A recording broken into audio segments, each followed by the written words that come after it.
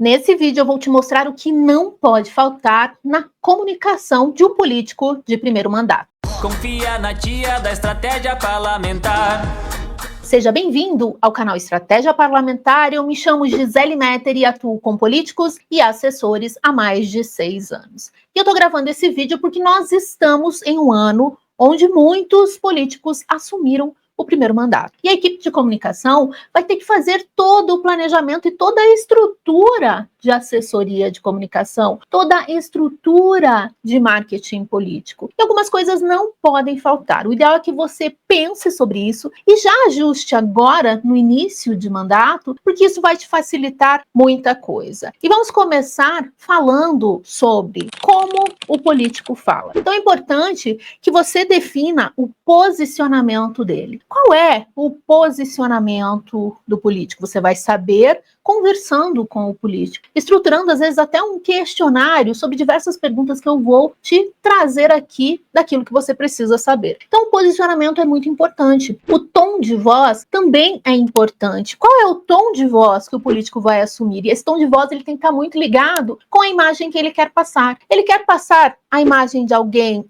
de autoridade, mas que também é um político acolhedor. Ele quer passar a imagem de que ele é alguém mais simples. Então, tudo isso tem que casar muito bem com aquilo que ele é. Então, pensa muito bem qual é o posicionamento do político, ou seja, quais são as batalhas que ele vai encampar. Isso é muito importante, porque isso vai te ajudar a produzir conteúdo, isso vai te ajudar a produzir textos, discurso e tudo que for relacionado à comunicação. E o tom de voz dele também. Qual é o tom de voz? Muitos políticos de primeiro mandato acham que precisam necessariamente assumir um tom de voz de autoridade de começar a falar termo complicado. Não é isso. Procura identificar qual é o tom de voz do político fora do digital, fora da comunicação dele, ali no dia a dia mesmo, naquela comunicação, naquela fala direta, e traz isso também no contexto digital. Tudo que eu vou falar aqui para você é no contexto digital, certo? Então, essas duas coisas são importantes. Outra coisa que não tem como trabalhar a comunicação de um político se você não souber qual é o público-alvo ao qual ele está direcionando a mensagem. É preciso que você tenha consciência com quem o político está falando. E eu não estou falando só um público-alvo. Vamos considerar um prefeito, vamos considerar um vereador que fala com diversos públicos. Então, qual é o público-alvo que ele vai falar, ou quais são os públicos com qual o político vai conversar? Isso é importante para você construir as mensagens baseadas no posicionamento dele. Então, ele pode ter um posicionamento, vamos lá, pensando ali num combate à corrupção, um combate à falta de estrutura na cidade, enfim, estou pensando aqui em algumas coisas. Então, esse é um posicionamento de combate a alguma coisa, de eliminação a alguma coisa, de defesa a alguma coisa. Só que como é que eu vou falar isso para os diversos públicos? Aí é adaptar a mensagem. Só que se eu não sei qual é o público, não tem como eu adaptar a mensagem. Então isso também é importante. Público-alvo, é necessário que você saiba como trabalhar. Outra coisa que é importante é que o político tenha consistência. Acontece demais do político fazer uma campanha onde ele se comunica muito nas redes sociais e tal, elegeu, ele some. Isso não pode acontecer. Nós estamos em 2025. Então não dá para acontecer isso de o político elegeu, ele só volta na próxima eleição para tentar de novo. Pode não acontecer, inclusive, né? Então é importante que o político tenha consistência, tenha uma constância e uma consistência, e esteja presente de um jeito muito bem posicionado nas redes sociais. Eu defendo a produção de conteúdo diário, porque eu acredito que quem não é visto não é lembrado, e você precisa estar na mente das pessoas. Então eu defendo isso. Mas eu entendo também que nem sempre existe uma equipe estruturada que possa fazer essa constância diária de conteúdo. Mas tenha em mente que sim, é preciso estar constante. Talvez não uma vez por dia, mas 3 vezes por semana, 4 vezes por semana, esteja presente. Não é uma semana faz, passou 2 semanas, daí faz um outro post. Não, é importante que tenha essa constância. Outra coisa que também é fundamental no início de uma comunicação política é o político entender discursos, entender estrutura de discurso. Nós estamos numa era onde as pessoas estão com a atenção reduzida e um discurso muito longo não prende mais a atenção das pessoas. Por quê? Porque nós temos o contexto do celular, onde as pessoas passam e olham aquilo que interessa a elas no tempo que interessa a elas. Então, treinar o político para vídeos, não só vídeos, mas discursos curtos, discursos mais longos, discursos intermediários, estrutura de discurso, para não ficar aquela coisa solta do político falar no improviso. A pior coisa que pode acontecer para um político de primeiro mandato, na sua comunicação, é falar de improviso, porque pode sair muita coisa ruim. Então, ele tem que saber que ele precisa estudar, ele precisa se preparar também para poder comunicar aquilo que ele espera fazer. Então, entender a estrutura básica de um discurso, que é introdução, desenvolvimento e conclusão, é bem importante. Ele precisa também, se ele tem dificuldade, que tem muito político que é bom de oratória, fora do digital, ligou a câmera, ele trava. Então precisa trabalhar isso também, a clareza na exposição das ideias e a compreensão dos formatos digitais, porque também tem muito político que quer trazer o discurso do off para o online, e isso não funciona. Então é importante que ele saiba adaptar as mensagens dele para aquilo que ele quer, né, para os diferentes canais. Então isso é importante também. É importante também que você, como comunicação, ajude o político, às vezes até mostrando discursos, mostrando formatos, mostrando aquilo que você espera. E eu gosto muito também de ensinar para políticos, não só de primeiro mandato, mas políticos que querem se especializar na criação de conteúdo digital, ensinar eles os ganchos iniciais. Porque assim, já está muito batido aquele gancho do político sair andando.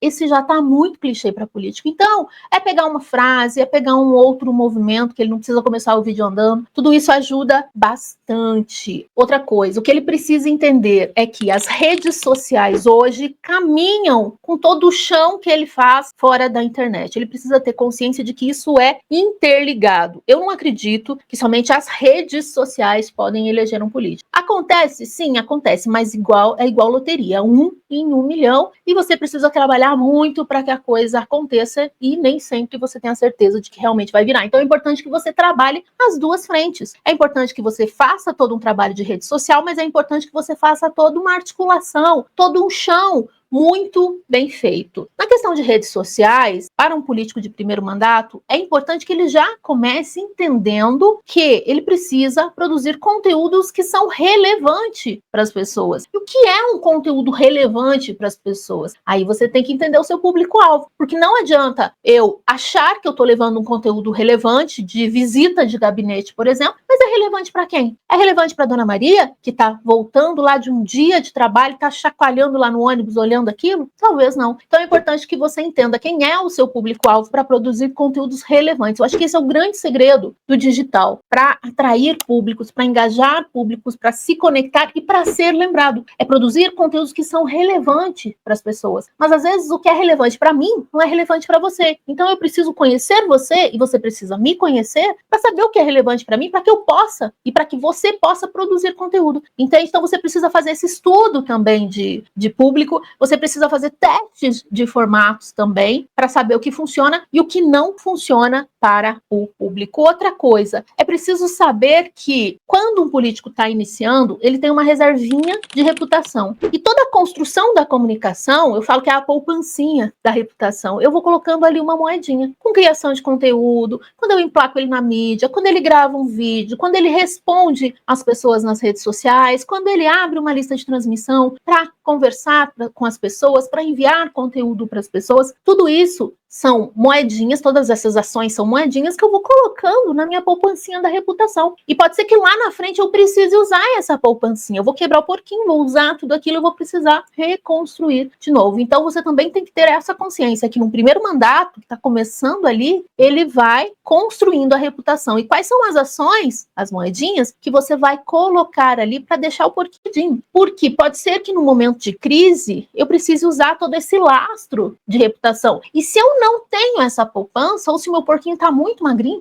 isso pode afetar diretamente a credibilidade do político. Então, eu sempre penso, uma gestão de crise, ela começa muito antes da própria crise acontecer. E é isso que você já tem que considerar também nesse primeiro mandato, ou seja, já ir trabalhando ações que fortalecem a reputação do político, para que se um dia eu precisar, e vai precisar, em algum momento vai precisar, isso é fato. Quem trabalha com política sabe que em algum momento vai precisar, seja numa crise aberta, ou seja em algo dos bastidores onde você precisa articular. O fato é que isso vai acontecer. acontecer. Então é importante que você tenha essa consciência. Isso também tem muito a ver com gestão de comentários nas redes sociais. É preciso que você entenda o que é crítica do que é um comentário ali um pouco incômodo para o político. O que é uma crítica legítima, né? E quando a gente fala em crítica, a gente só pensa em coisa ruim, mas existem críticas que são legítimas e existem ataques coordenados ou ataques de haters. Então é importante que você saiba diferenciar isso. E hoje a gente tem ferramentas de controle para ataque de hater. A gente tem a opção excluir, a gente tem a opção ocultar, a gente tem a opção restringir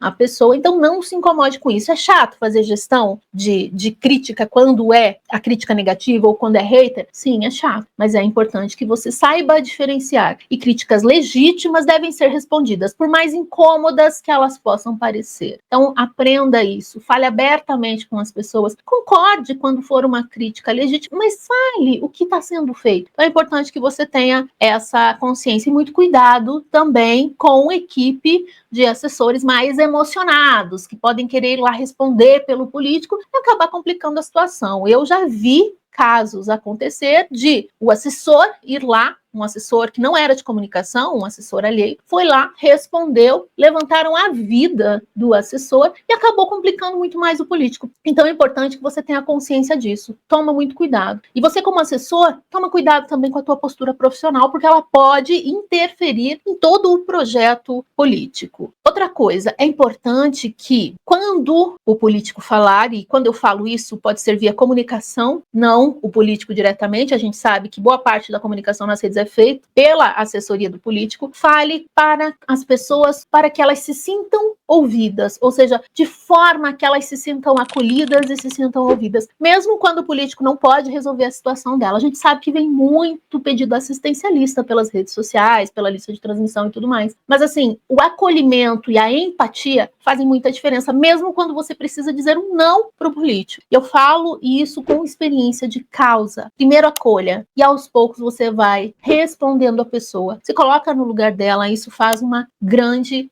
diferença. Outra coisa que é importante também, dentro de uma equipe de comunicação de primeiro mandato, isso já elimina, 70% dos problemas. É saber quem faz o quê, é ter os papéis muito bem definidos dentro do time de comunicação, por mais enxuto que esse time possa ser. E, digo mais, no caso de uma equipe, caso de equipe, você vai mapear todas as ações. Aí você tem que ser um aficionado por mapeamento daquilo que você precisa fazer. Porque se você não tem um time, você precisa saber quais são as ações e fazer esse mapeamento, esse levantamento, para saber o que você consegue fazer bem e o que você não consegue dar conta e jogar muito limpo com o político. Então é importante que você tenha essa consciência. É importante também que o político saiba contar histórias. Nós somos seres humanos apaixonados por histórias, muito antes do digital. Imagina, as pessoas se uniam em volta da fogueira para ouvir histórias. Então, o político ele precisa saber contar histórias. Pode notar que no próprio vídeo que eu estou conversando com você, eu trago algumas pequenas histórias, alguns pequenos relatos, experiências. Eu vou te envolvendo nessa comunicação. Então, é a mesma coisa. O político precisa saber contar histórias. Se ele é um político de primeiro mandato, ele tem que ser um exímio contador de história. E quando eu falo contador de história, é contar histórias reais, é contar a experiência dele, é contar, às vezes, algo que aconteceu ali no cotidiano dele, no dia a dia, que ele pode trazer no formato da história. Ele conversou ali com o seu Zé, fala que ele conversou com o seu Zé, que ele ouviu o seu Zé e ele entendeu que... Entende? E aí vai construindo história. Então lembre sempre o político a importância dele contar histórias. Existem políticos que são excelentes em contar histórias e existem outros que precisam ser lembrados, mas todas as pessoas sabem contar histórias. Tudo vai da prática. Em relação à criação de conteúdo, é importante que você considere um calendário de conteúdo. E se você não sabe como montar esse calendário, acessa lá o portal do assessor.com.br, que tem um calendário com ideias prontas, 365 dias, e você pode adaptar essas ideias. É uma forma de dar uma forcinha para quem está começando. Mas, se você resolver criar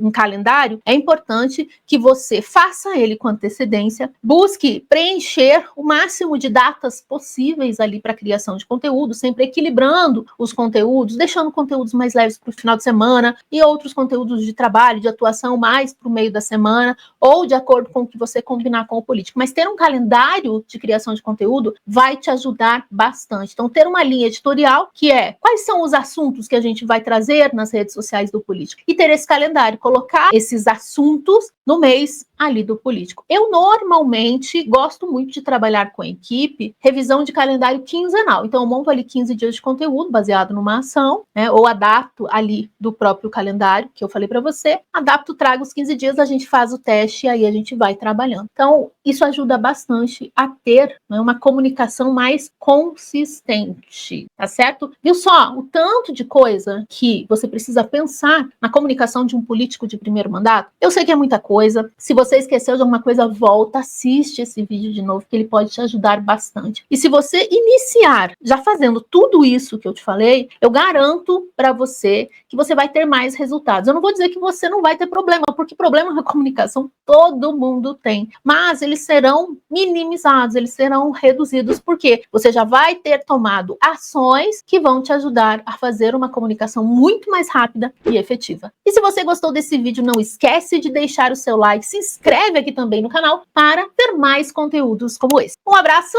e até breve! Confia na tia da estratégia parlamentar.